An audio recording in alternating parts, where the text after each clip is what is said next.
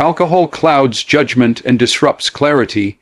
That's not just a slogan or a warning label. That's a truth rooted in thousands of years of human experience.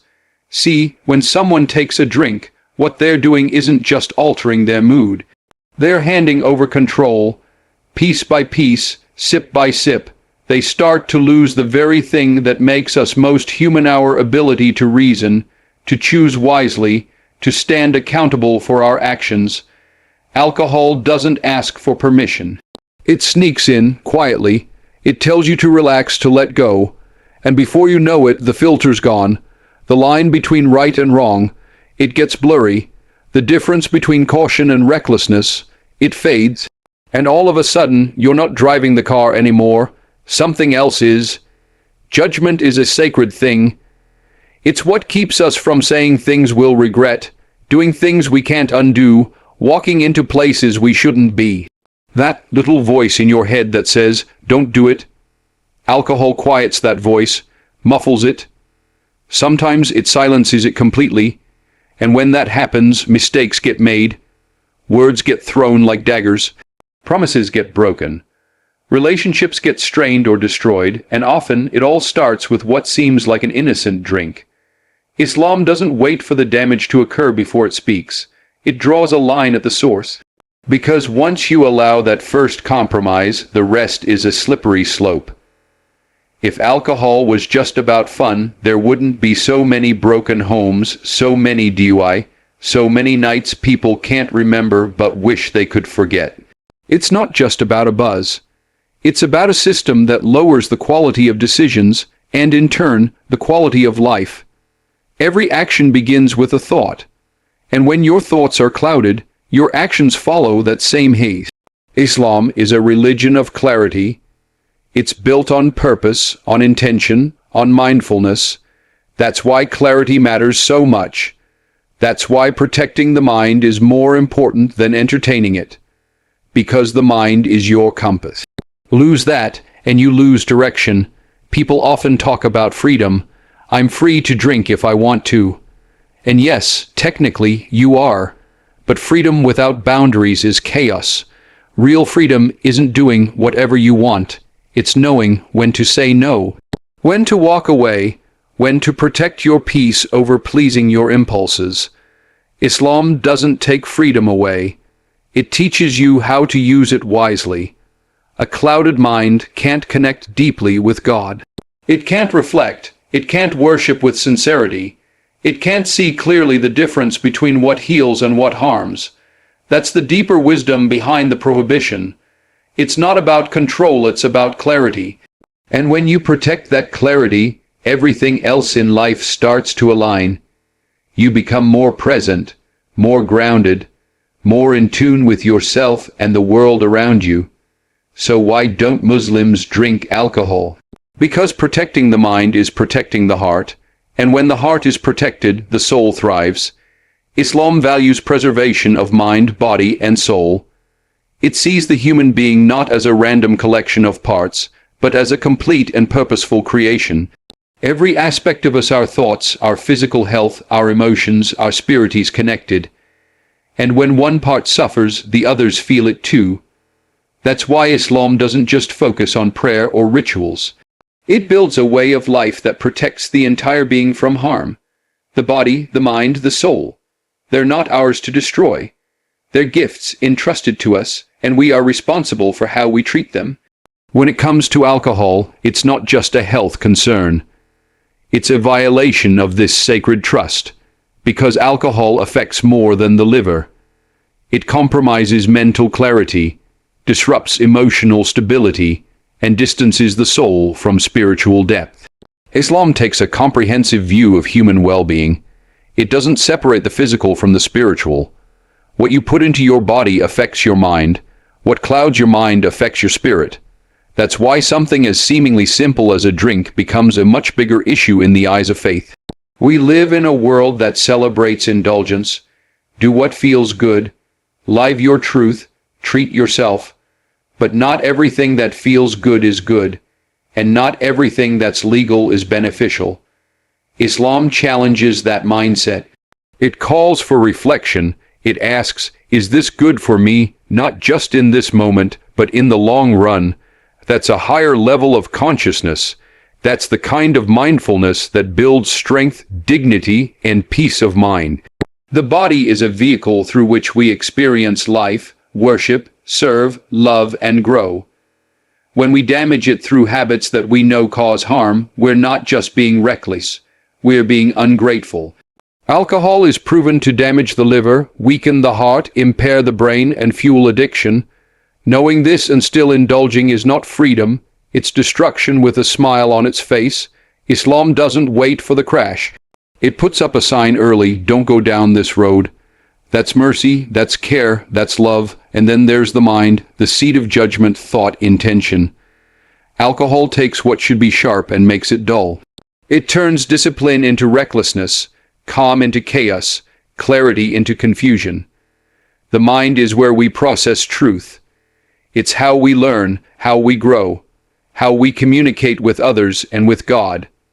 To willingly impair it is to shut the door on our most powerful tool.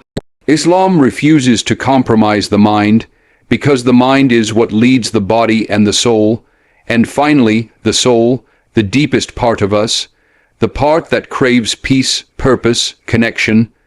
Alcohol may give temporary relief, a temporary high, but it doesn't nourish the soul. It distracts it. It detours it. It numbs what needs to be healed. Islam invites the soul to stay awake, to be present, to seek healing through remembrance, not intoxication, through clarity, not escape. This is why Muslims don't drink, because preservation isn't fear, it's wisdom, it's strength, it's knowing that real joy, real peace, real clarity comes not from a bottle, but from living in harmony with the way we were created. And when the mind, body, and soul are all aligned and protected, the human being can truly thrive. Prohibition is a form of divine protection, not restriction. That's a truth often misunderstood. People hear the word prohibition and immediately think of limitation, control, denial. But what if it's actually the opposite? What if it's not about what's being taken away, but what's being preserved? Islam doesn't prohibit things to make life harder. It prohibits what is harmful, even if that harm is dressed up in pleasure or popularity. And alcohol is one of those things. On the surface, it might seem like something harmless, something social, even something fun. But underneath, it carries consequences, some immediate, some hidden, and some that last a lifetime. Divine guidance doesn't operate on trends. It's not swayed by popularity or what's considered normal in a society.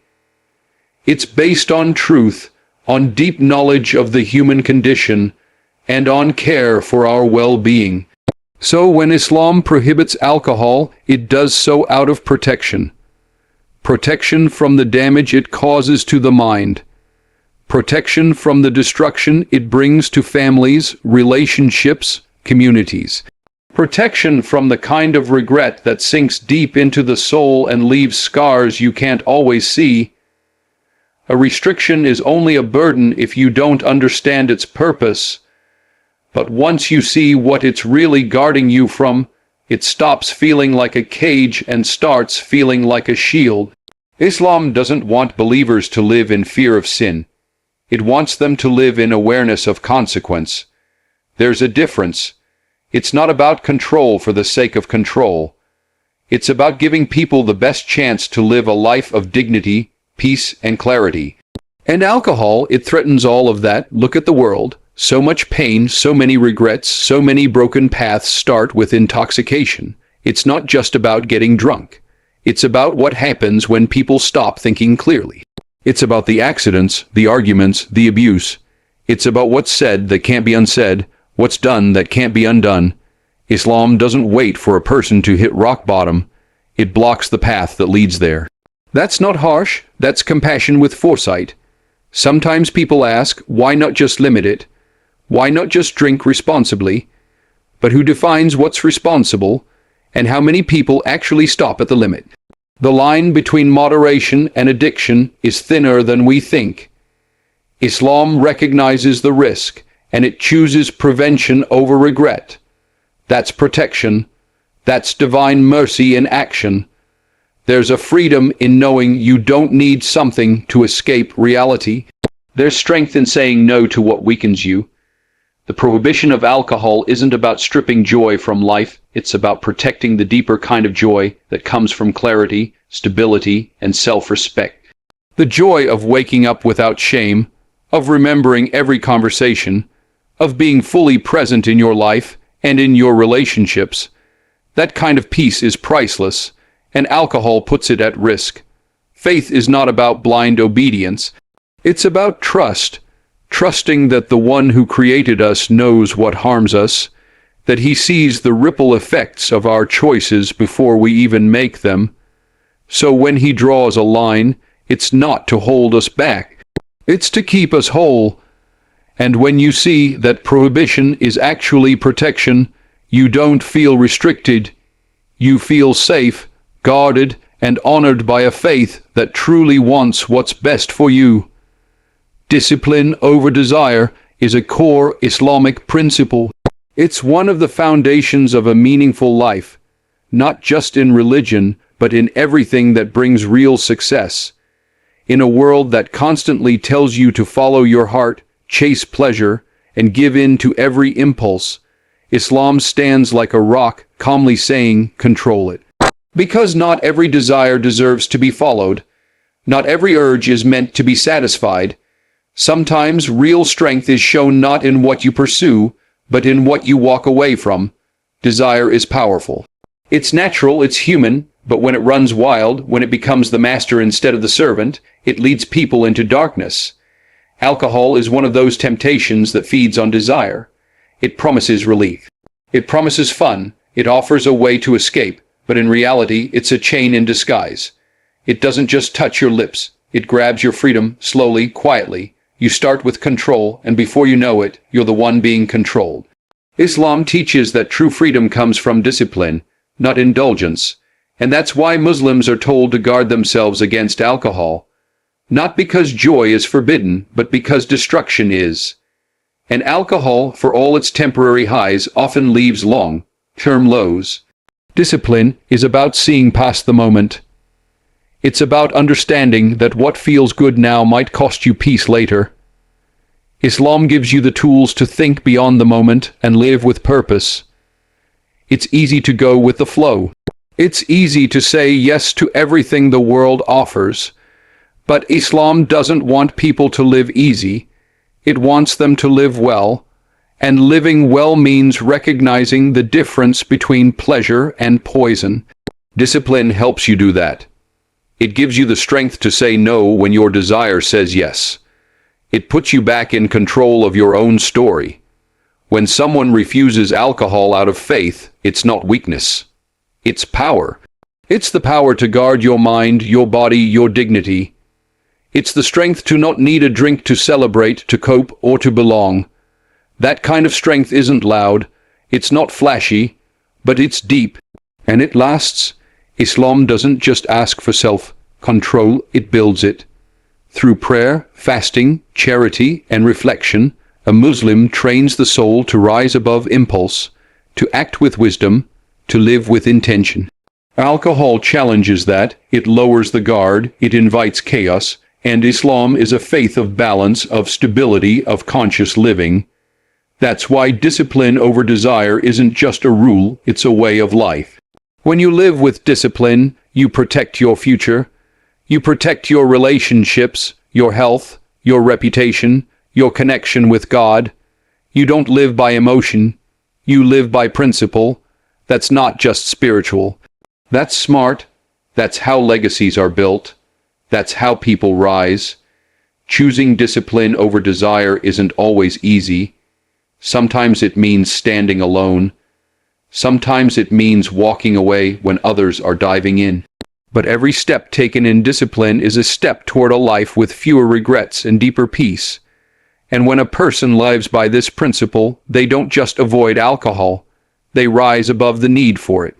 They drink from a deeper well, one filled with clarity, strength, and dignity that no bottle could ever offer. Small compromises can lead to major consequences.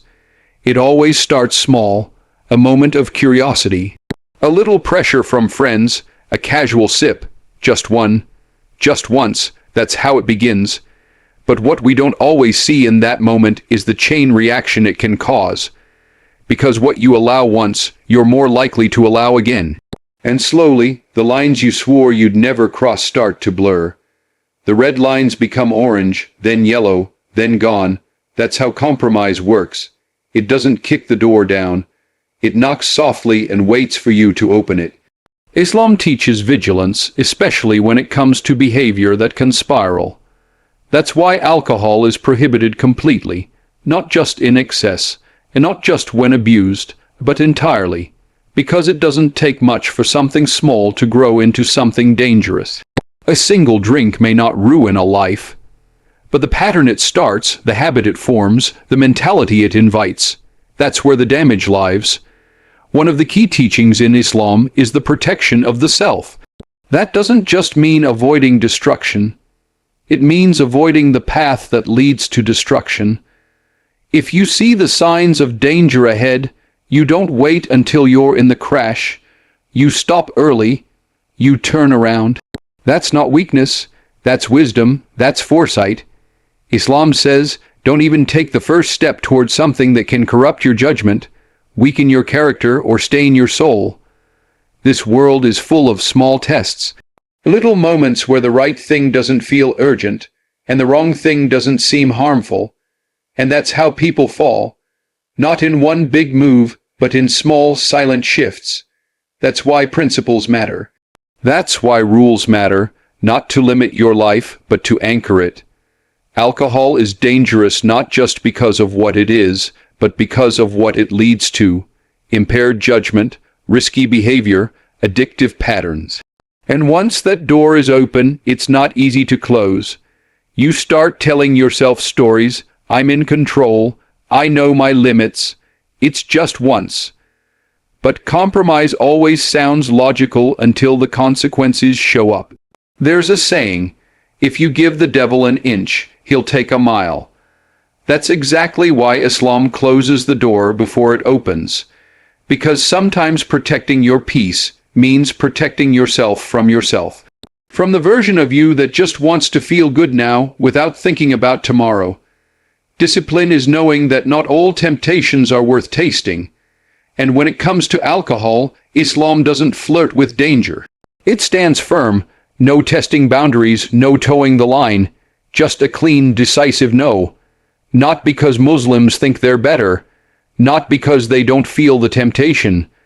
But because they understand that one sip can become a pattern, and a pattern can become a prison. It's not about fear. It's about clarity.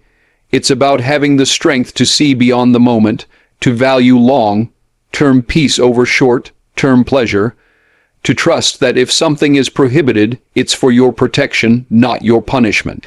And in a world full of blurred lines and endless invitations to compromise, holding on to clear boundaries is one of the most powerful acts of self-respect a person can make. True strength comes from inner clarity, not external intoxication. That's not just a saying, it's a way of life. Real strength isn't loud. It doesn't stumble out of a bar yelling. It doesn't come in a bottle or a buzz. It comes from something deeper, quieter, more lasting. Clarity is power. When your mind is sharp, your heart is steady, and your soul is aligned, you become unshakable. You don't need anything artificial to feel alive. You don't need to escape reality to enjoy it. That's the kind of strength Islam teaches and protects. Alcohol offers a fake version of confidence. It pretends to loosen you up, make you braver, more social, but it's all smoke and mirrors. What kind of power is it if it disappears when the high wears off? What kind of courage is it if it only shows up when your mind is impaired? That's not real strength. That's a mask, a temporary illusion. And when it fades, what's left? Regret, confusion, emptiness. Islam doesn't build with illusions. It builds with truth. Clarity is what lets you see who you are and what you're doing. It lets you live on purpose. When you're clear, You make decisions that align with your values. You speak with meaning, you act with intention, you're not just reacting to life, you're leading it. Alcohol takes that away. Even in small amounts, it shifts your perspective. It dulls your awareness. And slowly you start living in a fog, but Islam honors the mind. It protects that clarity like treasure. Because when the mind is intact, the rest can follow. The prayers become deeper. The relationships become more honest. The choices become cleaner. You're not looking for something to fill a void. You're already full of purpose, full of presence. That's a strength that doesn't shake when life gets tough. That's a strength that doesn't need to be poured into a glass. You see, the strongest people aren't the ones who feel nothing. They're the ones who feel everything and still stay grounded, still choose wisdom over impulse, still walk away from what everyone else runs toward. And when someone says no to alcohol, not out of fear, but out of faith, that's not weakness, that's clarity, that's control, that's power. The world teaches us to numb pain, to escape pressure, to drown stress in distraction. But Islam teaches us to face life head on, with a clear mind, with a steady heart, with trust in God, not in substances. That takes courage, that takes grit. That's the kind of strength no intoxication can offer. True strength means knowing who you are without needing anything to alter that. It means showing up fully present, fully aware, fully real, no fog, no fake smiles, no regrets waiting at the end of the night. That kind of life may not look glamorous to the world, but it's full of peace, and that peace, it comes from clarity. And when a person protects that clarity, refuses to hand over their mind to anything outside of themselves, they're not just staying sober. They're standing tall in a world full of distraction, with a strength that speaks louder than any intoxicated shout ever could.